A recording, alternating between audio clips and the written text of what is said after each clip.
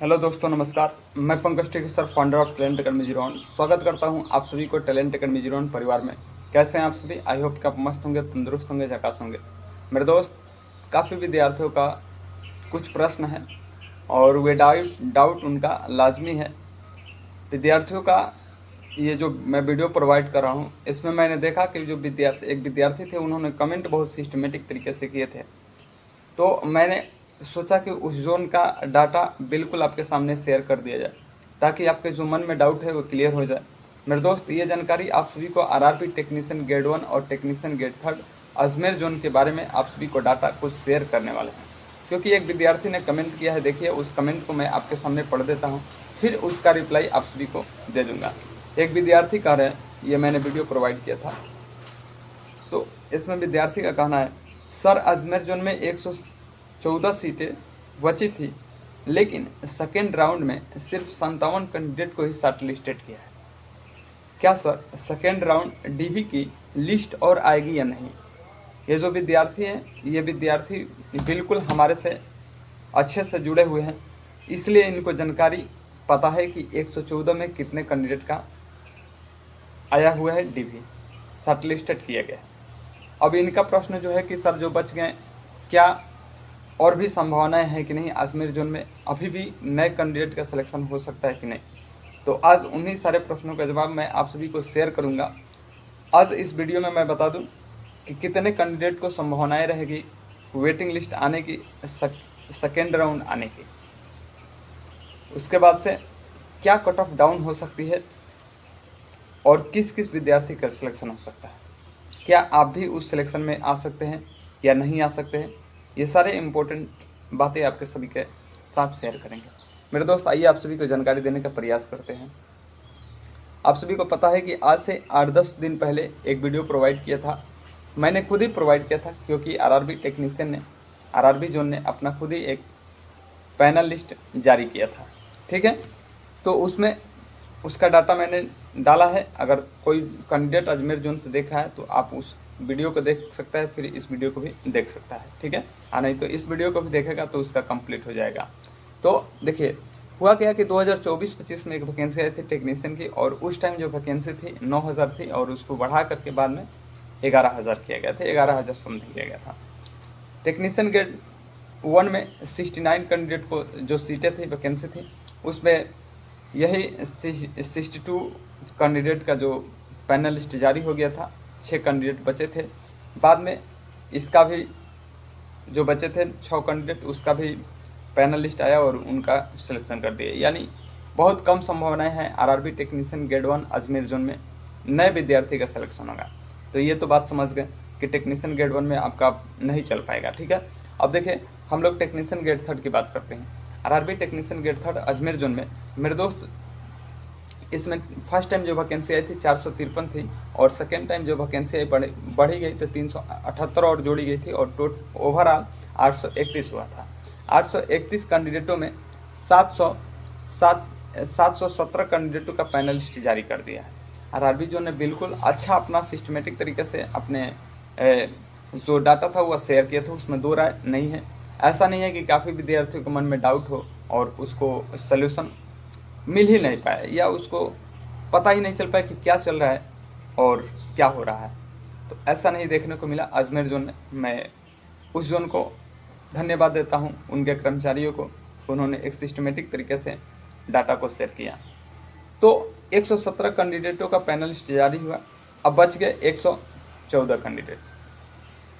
बात यह है कि जो 831 कैंडिडेट थे, इसमें अगर हम लोग बात करते हैं कि कितने कैंडिडेट ऐसे होंगे जिनको वेटिंग लिस्ट मिलेगा, नए कैंडिडेट को मौका मिलेगा, तो अगर हम लोग 800 ही लेके चलते हैं, और 800 में अगर मान लीजिए कि 8% ही निकालते हैं, तो देखिए 8 8 64 हो जाएगा। यानी 60+ ऐसे कैंडिडेट होंगे जिनको वेटिंग लिस्ट में मौका मिलेगा। अभी जो अजमेर जो है, उन्होंने नए विद्यार्थियों को, नए कैंडिडेट को सेलेक्ट नहीं किया है। ठीक है, बात यह है कि जितने भी 717 कैंडिडेट हैं, वे लोग ऑलरेडी उनका डीवी दिए थे, मेडिकल दिए थे, फिर उनका सिलेक्शन और उनका पैनल से, फिर कुछ कैंडिडेटों का ज्वाइनिंग लेटर भी मिला है। ऐसा नहीं है कि नहीं मिला है। ठीक है, हाँ, लेकिन जो 114 कैंडिडेट थे, इसमें इनका सेकेंड पैनल लिस्ट आना था, लेकिन सेकेंड पैनल आया भी। अब सेकेंड पैनल जो आया इसमें 57 कैंडिडेट क्या था, मैंने बताया कि 60 कैंडिडेट को मौका मिलेगा और इसमें 57 कैंडिडेटों का मौका मिला था। ठीक है, 57 कैंडिडेटों का मौका मिला था। अब बात यह है कि अभी भी सीटें खाली हैं। अगर 114 में अगर 57 को माइनस कर देते हैं तो 7 7 14 के 4 और 10 में से 5, यानी अभी भी 54 कैंडिडेट ऐसे हैं जिनकी संभावनाएं यानी 100% में 80% कह सकते हैं कि ये ही कैंडिडेट वे होंगे जो विद्यार्थी किसी न किसी वजह से डीवी में रिजेक्ट होंगे, किसी न किसी वजह से मेडिकल में रिजेक्ट होंगे, किसी न किसी वजह से कहीं पर दूसरे वैकेंसी में अगर सिलेक्शन हो जाएगा तो ये एब्सेंट होंगे। तो इस वजह से ओवरऑल जो कैंडिडेट होंगे अभी बचे हुए हैं उनका डीवी सेकेंड, यानी यहाँ हम उसको थर्ड डीवी भी कह सकते हैं। अगर आप सभी लोग अगर 57 कैंडिडेट को अगर डीवी सेकेंड करें जो शॉर्ट लिस्टेड हुए हैं, तो अब जो आने वाली है उसको हम लोग डीवी थर्ड कह सकते हैं, और नहीं तो अगर उसको हम सेकेंड पैनलिस्ट कहेंगे तो इसको हम डीवी सेकेंड कहेंगे। तो अभी भी जो कैंडिडेट अजमेर जोन से हैं और जो विद्यार्थी 1-2 नंबर से 1 नंबर 2 नंबर 3 नंबर 4 नंबर से अगर बाहर हैं कैंडिडेट और उनको अब लग रहा है कि हमारा सिलेक्शन नहीं होगा, तो मेरे दोस्त मैं बता दूं कि अभी भी आप सभी को संभावनाएं बन रही है। अजमेर जोन का उतना जितने सीटें थी उतने कैंडिडेट को नहीं लिया गया है, तो कहीं ना कहीं सीटें इस बार खाली नहीं जाने देंगे। तो हो सकता है कि आप लोगों को भी मौका मिल सकता है। तो यही अब तो जो 54 कैंडिडेट बचे हैं, तो मान लीजिए कि 50+ कैंडिडेट को मौका मिलेगा। और ये जब कैंडिडेट आएंगे तो उनका नए सिरे से डॉक्यूमेंट्स वेरिफिकेशन और मेडिकल, फिर पैनल लिस्ट में नाम, फिर उनका ज्वाइनिंग लेटर, फिर उनका ज्वाइन कराया जाएगा, फिर उनका ट्रेनिंग होगा। ये सारे प्रोसेस होंगे, अलग तरीके से होंगे। ठीक है, आइए कुछ विद्यार्थी को प्रश्न है कि सर अगर मौका मिलेगा तो कितने कट ऑफ जा सकती है। अगर हम लोग कैटेगरी वाइज अगर बात करते हैं कि यूआर में कितनी कट ऑफ जा सकती है, ईडब्ल्यूएस में कितनी कट ऑफ जा सकती है, एसी में, एसटी में, ओबीसी में कितनी कट ऑफ जा सकती है, सर थोड़ा इस पर भी चर्चा कर दीजिए। ठीक है, तो आइए आप सभी को कट ऑफ को लेकर के जानकारी दे देते हैं।